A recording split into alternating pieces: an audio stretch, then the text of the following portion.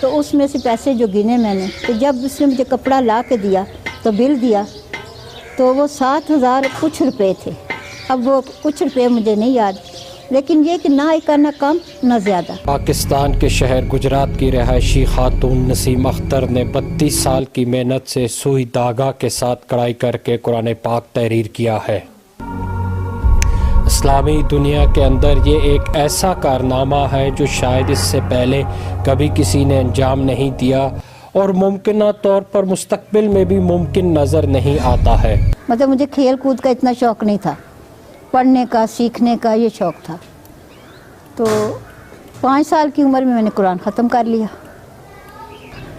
تو جب میری والدہ کی نظر تھوڑی کمزور تھی، وہ سلائی کا کام نہیں کر سکتی تھی، تو مجھے بڑا ہی شوق تھا کہ میں اپنی والدہ کی یہ کمی پوری کر دوں. تو پورے 10 سال کی عمر میں نے اپنی والدہ کا سوٹ، سب پہلا سوٹ میں نے اپنی والدہ کا سیا. جب وہ سوٹ پہنا تو میری ماں بے اختیار ہونا شروع ہو گئی، کروں جو واقعی رہ جائے. تو پہلے دن سوچا کہ کچھ صورتیں لکھ کے کڑھائی کرتی ہوں. کڑھائی بہت اچھی تھی، میں نے کہا چلے کچھ صورتیں لکھتی ہوں، کڑھائی کرتی ہوں.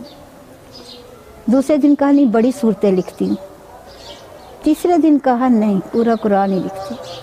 کرتے کرتے وہ اللہ تعالیٰ نے حقہ خود ہی ذہن میں ڈال دیا کیسے کروں. جب میں نے کپڑا کاٹا، پورے 30 پاروں کپڑا میں نے اکٹھا کاٹا.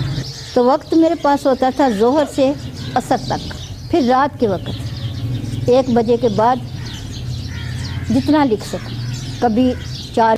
اور عام بندے سے مجھے زیادہ کام کرنا تھا کہ ان کو تکلیف نہ ہو، بچوں کو تکلیف نہ ہو، بچوں کا کوئی کام رہ نہ جائے.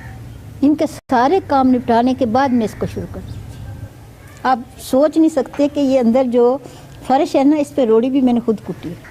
جب شروع کیا تھا تو 2 نفلوں کے بعد یہی کہا تھا کہ میں یہ اللہ کے نبی پہ آیا ہے اور میں نبی کو گفٹ کروں.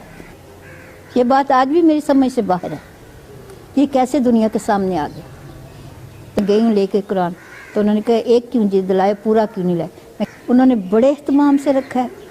جو ان کی گیلری ہے، آرٹ قرآن گیلری ہے، اس کے درمیان والے کمرے میں بڑے خوبصورت شوکیس میں اور بڑے آنر کے ساتھ رکھے. اور اب 24 گھنٹے وہاں سب کو بتایا. ایک پاکستان کی نسیم اختر جن کا تعلق گجرات سے 32 سال میں یہ قرآن بنایا. ان کی باتوں میں یہ تھا کہ انہوں نے کہا کہ یہ آپ پہلی خاتون ہیں جو یہاں اپنے ہاتھوں سے رکھ رہی ہیں. یہ کا سب سے خوبصورت دن جب جب وہاں انہوں نے شوکیس کھول کے میرے کہا رکھنے کے لیے، تو کھول کے جب قرآن رکھا تو میں نے مسجد نبوی کے سامنے، روزہ سامنے نظر آتا ہے، وہاں سے روزے کی طرف دیکھا اور قرآن کو دیکھا تو مجھے ایسے لگا جیسے آج میں زندگی کا وہ دن پا رہی ہوں شاید پھر یا کبھی آئے ہی نہ یا آیا ہی نہیں. صاحب نے سوال کیا کہ آپ کو کیسا محسوس ہو رہا ہے؟ ان کا شاید جنت میں بھی اتنا مزہ نہ ہو. بیٹا بھی نہ وہ دن کا